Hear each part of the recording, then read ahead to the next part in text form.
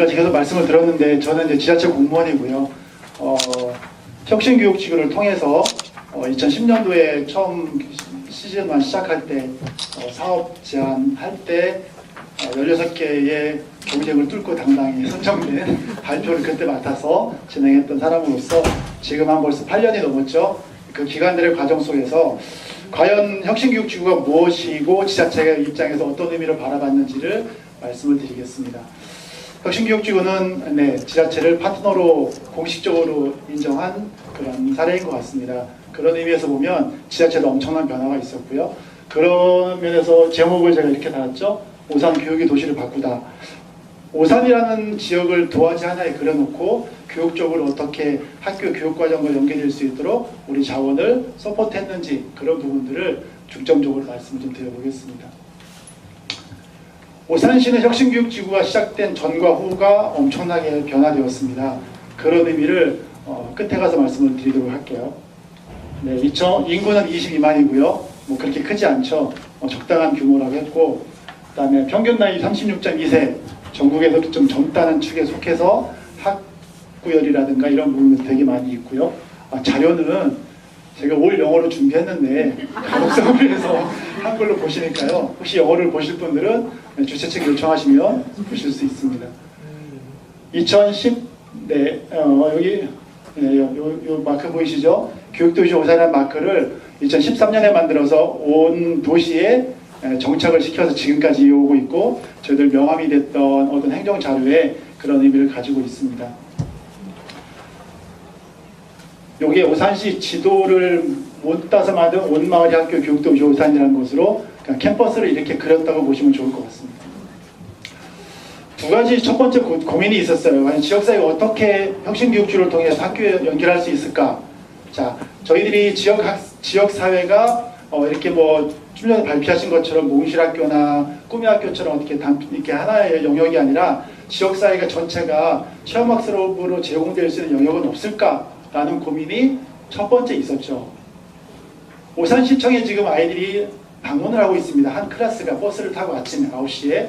그러면 그 안에서 학부모 교사 5명이 아이들을 맞이해서 2시간 동안 수업을 오산시청을 휘젓고 다니면서 수업을 하고 다시 점심을 먹으러 학교로 돌아갑니다.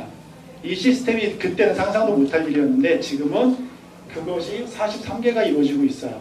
시청뿐만이 아니라 다양한 걸 보시면 관내 어떤 학습관, 박물관 이런 유적지들이 다 이렇게 체험학습의 장으로 교육 과정 속에서 운영이 되고 있고요. 미래내일학교라고 해서 자유학기제 저희들이 운영을 하잖아요. 체험학습의 장소를 지역사회에서 제공해달라고 하지만 실질적으로 이렇게 잘 안 되잖아요. 근데 그 부분은 저희는 지역에서 92개의 체험 장소를 만들어서 학교가 선택할 수 있게끔 그렇게 제공을 했습니다. 그래서 거기에 지금 43개 탐방학교에 1900급 학생들이 1년 동안 다녀갑니다. 지금 저희 23개 학교거든요. 초등학교가. 학교별로 따져보시면 전체 학교가 한 100학급 정도가 되는 것 같습니다. 이렇게 운영이 되고 있고요. 미리내학교도 단순하게 이제 학습 체험 장소만 제공하는 것이 아니라 체험 장소에 학습이 사전과 사후로 이어지게끔 학교에 접목이 되잖아요. 그러기 위해서 지역의 학습 자원들, 학부모들이 공부를 해서 한 100여 명의 학습 진로 코치단들이 사전학습과 사후학습까지 책임지고서 같이 학교에서 수업 시간을 빼주고 있고요. 들어가서 수업을 하고 있습니다. 물론 여기에는 학생들이 이동해야 되기 때문에 학생 이동이 쉽지 않잖아요. 다들 어떻게 하죠? 버스를 하거나 아니면은 학부모님 도움받아서 하잖아요. 근데 지금 체험 장소가 보시다시피 92개 체험 장소가 크지 않아요. 그래서 5명, 4명 그런 아이들을 받는 것도 있기 때문에 저희 택시를 섭외해서 관내 택시 회사가 300대 정도 이루어지고 있고요. 버스도 같이 협력해서 맡아주고 있고, 그 택시 한 대에 진로 코치단 1명씩 탑승을 해서 같이 이동을 하기 때문에 안전과 그 다음에 학습을 도와주는 역할들을 같이 하고 있습니다. 그분들이 사전학습과 사후학습도 동시에 진행을 하는 거죠. 요게 92개 체험학 장소를 마련한 초창기 그런 장소고요. 네, 쉬웠을까요? 쉽지 않았을까요? 앞에 시민참여학교 43개도 초창기에 쉽지 않았어요. 공무원도 쉽지 않은 거죠. 공무원 제가 무슨 교육을 알겠습니까? 2010년도에 저한테 교육을 하라고 해서 프로젝트를 저한테 주셨는데 배울 곳이 없잖아요. 그러면 어쨌든 도움을 받을 곳은 학교 선생님들밖에 없었고, 그리고 지역사회에서 TF팀 구성되신 분들이 지금까지 저와 함께 고민을 같이 엮어주고 있어서 제가 그만큼 학습이 조금 올라갔어요. 그런 의미가 있다는 것은 되게 감사한 일이죠. 물론 그 당시에 있었던 그런 관계자들이 이제 뭐 퇴임도 하시고 이동도 하셨지만, 그런 관계들이 지금까지 유지가 되어서 화성어산 교육지원청과는 파트너십이 가장 잘 했으면 좋겠다는 그런 이념을 지금도 꾸준히 유지하고 있습니다. 두 번째로 저희가 고민했던 것은 학습에서 체험 장소가 있지만 학교로 서버할 수 있는 지역 자원의 교사들이 있었을까? 2010년 이전에는 사실 거의 전무했다고 봐요. 오산 같은 경우에는. 근데 그분들을 한번 만들어보자. 그래서 11년도에 130명으로 출발을 합니다. 어떻게 출발했을까요? 퀴즈입니다. 그때 학교가 39개였어요. 그때는 학교별로 10명씩만 보내주세요. 학교 공문을 보내서 이런 취지를 설명을 하고, 이렇게 하면 안 될까요? 도와주세요 했더니 390명 중에 남은 사람이 130명이었어요. 이분들에게 우리 같이 공부해서 우리가 학교를 서버할 수 있는 그런 역할들, 여러분들 학부모들이 공부해서 이게 어떤 그런 뭐 교사도 되고 자원모사도 할 수 있는 그런 역할을 만들어 주시면 안 되겠습니까? 했던 것이 130명입니다. 이분들이 하고 나서 정말 혼났어요. 왜 혼났냐면, 사람들이 첫 번째 모이면 대부분 줄잖아요.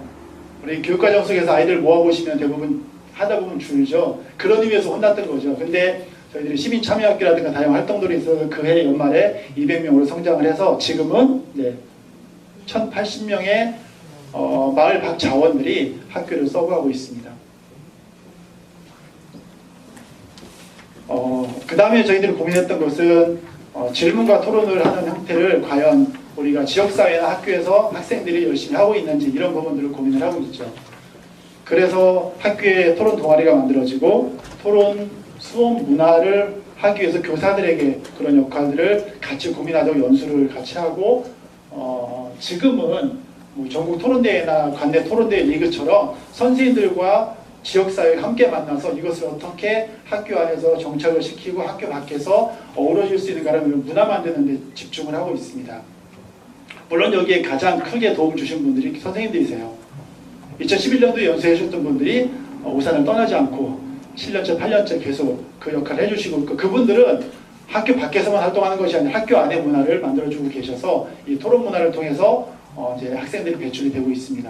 지금은 이 아이들이 대학을 진학을 해서 다시 지역사회로 돌아와서 멘토 역할을 해주고 있어서 그런 문화를 만들어주고 있죠. 2014년도에, 15년도에 저희가 전국 토론대회를 한번 개최한다고 했는데, 오산 아이들의 성적이 어떻게 될까 조마조마하면서 개최를 했는데, 감사하게도 초중고에서 한급 정도에서는 저희가 우승을 했거든요.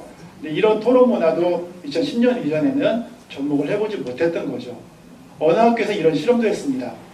과연 문제아이는 아니지만 학교 수업에 잘 적응하지 못하는 아이들을 따로 모아서 하시는 상담 선생님이 계셨는데, 그 속에 토론을 접목을 해본 거예요. 근데 이 아이들이 전체 1년 과정에서 딱 한 번 이겼어요. 그 한 번 이긴 거 가지고 정말 애들이 기분이 째려가지고 그것이 대학교 교수님 논문에 실릴 정도로 그런 고민들을 하시는 선생님들이 지금도 같이 계십니다. 얼리버드라는 프로그램이 있습니다. 지역사회에서 대학과 연계된 프로그램이 지금 그 꿈의 대학에 이제 그 이전부터 고민했던 부분인데요. 그래서 이게 2014년에 시작을 했는데, 대학교의 교육과정과 체험처와 그 다음에 저희가 같이 고민해서 만들어주는 프로그램으로 학교의 교육과정을 만들어주는 것인데, 방과 후에 시작을 했고요. 지금 토요일날 진행을 하고 있습니다. 그래서 지금 10개 분야 해서 1학기, 2학기 단 300명씩 학교를 하고 있고요. 출석률이나 이런 부분들을 보면은 대학의 교육과정만 만나보고 거기에 산업체를 방문을 해보니까 아이들이 생각이 트이는 거죠. 그런 부분을 지역사회에 했으면 좋겠다는 것으로 지금 이루어지고 있습니다. 오산도 다문화가 많아지고 있습니다. 그 다문화를 학교에 접목시켜 드리기 위해서 중국어, 일본어, 베트남어를 학교의 교육과정으로 넣으려고 기획을 학교에 그 안내를 드렸을 때 학교에서는 좋은 의미로 받아들여서 지금 수업을 학교 선생님들과 같이 들어가고 있어요.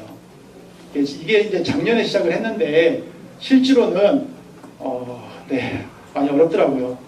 많이 어려운데 그래도 이걸 배우고자 하는 학생들이 있어서 그것이 만들어지고 또다시 학교 바깥에 이런 외국어 문화를 만들 수 있는 그런 어떤 시발점이 되어서 지금은 그게 진행이 되고 있습니다.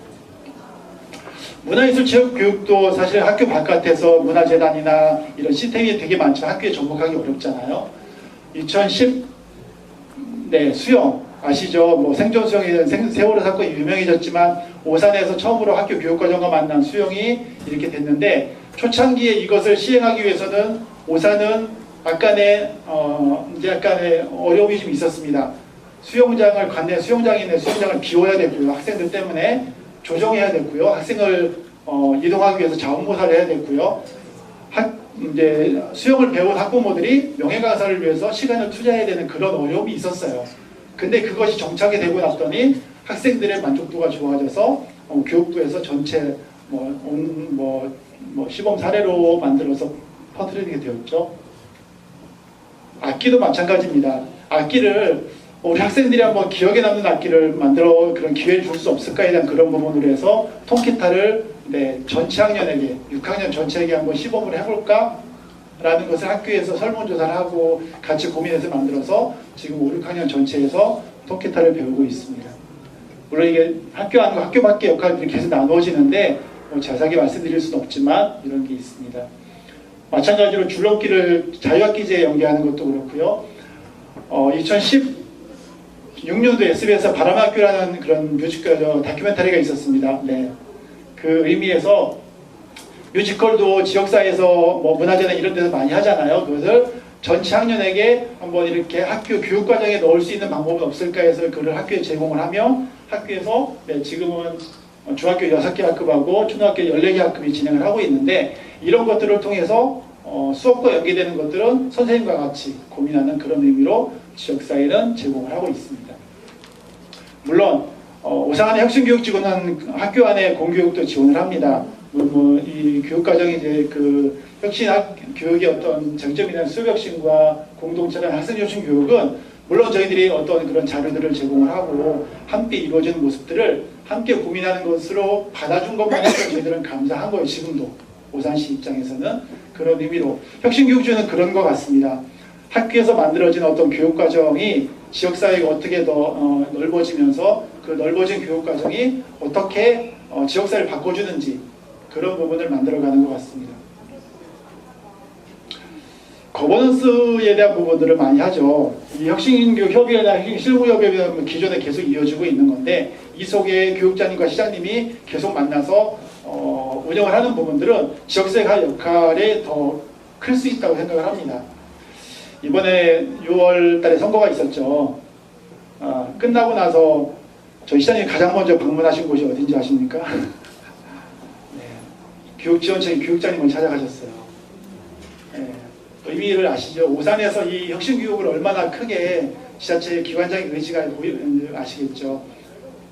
그런 의미로 바라봤을 때 이런 혁신교육의 거버넌스는 가장 크다고 볼 수 있습니다. 또한 저희 시청과 교육청뿐만이 아니라 중간지원 조직을 만들었어요. 물론 몽실학교나 꿈이학교처럼 단위적인 것도 있지만 오산시 전체를 그래도 중간에 역할을 교육재단을 만들어서 거기에 한 20여 명의 그래도 실무자나 전문가들이 모여서 학교 교육을 서구하고 있습니다. 그리고 특별하게 이거 외에 우리 한번 난상 토론을 해보자 해서 오산교육 시민회를 만들어서 교사와 학부모와 시민과 저희와 학생과 다 모여서 만나는 장을 1년 커리큘럼으로 자유롭게 논할 수 있는 분과를 만들어서 운영을 하고 있습니다. 이런 내용들을 봐서 2017년도에 저희가 설문조사를 한번 해봤어요. 오산에 살고 싶습니까? 라고 물어봤을 때 몇 프로가 그랬을 것 같으세요? 써있는데? 어디 써있죠? 2010년도에 제가 상황을 잠깐 말씀드리면 대비가 되실 거예요. 2010년도에는 교육을 찾아서 떠난다고 대부분 말씀을 하셔서 수원의 영통이나 분당이나 강남이나 안양에 가시는 분들이 되게 많았어요. 실제로 학생과 학부모만 떠나는 게 아니고 선생님들도 떠난다는 얘기가 오산에 너무 팽배한 그런 오산이었습니다. 지금은 학교 교장 선생님들도 안 가시고요. 웬만해서는 선생님들도 그래 오산 좋아, 내가 열심히 교육활동 할 수 있어 라는 부분으로 의견들을 참 많이 주시고, 시민들도 84.2%가 그래 한번 오산 할만해 이렇게 해서 의견을 주셔서 너무 감사한 그런 모습으로 오산이 지금 지나가고 있습니다. 앞으로 또 지금 도전을 하고 있는 게 몇 가지가 있는데요. 진로 상담에 대한, 진로 진학 상담에 대한 부분들이 학교에서 이루어지지만 지역에서 조금 더 디테일하게 외국에 가서 한번 보니까 상담을 하면 이 아이가 진로 진학에 대한 상담을 하러 왔는데 가정사가 문제인지, 이 아이가 아픈지 어떤 상담의 영역이 되게 넓어질 수 있잖아요. 근데 그런 부분들은 지역사회 분야 보건소도 있고 여러 가지 심리 상담 이런 부분이 있어서 그렇게 연계되는 모습을 보면서 그런 부분도 한번 도전해보자. 두 번째는 소프트웨어나 4차 산업에 대한 교육이 지금 하던데 메이커 스페이스를 만들자 해서 지금 한참 진행 중이어서 내년 3월에 오픈할 예정이 있습니다. 그리고 아까 말씀 중에 핀란드 얘기하셨는데 저희가 핀란드에 가서 저희 시장님이 한번 PT를 하신 적이 있어요. 그랬더니 핀란드의 두 번째 도시인 에스포시에서 오산 괜찮네 하면서 오산하고 자매결연을 맺었어요. 그래서 올해 저희 선생님들과 교육청과 저희가 교육재단이 다녀왔습니다. 저 뒤에 계시는 경기도교육청에 요즘 영전하신 우리 장학사님이 좋은 기획을 잘 해주셔서 선생님들과 함께 갈 수 있었고요. 그 의미에서 내년에도 또 한 번 갈 거예요. 한 2, 3년 정도는 가서 그 다음에 그 핀란드에서 저희 올 거거든요. 이런 교류를 통해서 조금 더 우리가 좀 나은 교육을 들여다보자 했습니다. 앞으로도 열심히 할 거고요. 네, 마지막으로 보여드리고 싶은 게 이제 오산교육 혁신교육 철학인데요. 저희들이 이 부분을 놓치지 않았으면 좋겠습니다. 학교를 바라보는 입장에서 학교 교육이 잘 되기 위해서 지역을 늘 고민하는 사람들이 될 것이고요. 오산혁신교육은 학생들이 생존하고 공존하는 모습을 열심히 서브하는 그런 기관이 되고, 여기에 보니까 학교 관계자들이나 교육청 관계자들이 되게 많으신데요. 혁신교육지구는 정말 의미 있는 것이니까 앞으로 계속 응원해 주셔서 파트너십이 잘 형성되고 좋은 결과가 나올 수 있는 그런 미래의 교육 모형이었으면 좋겠습니다. 네, 감사합니다.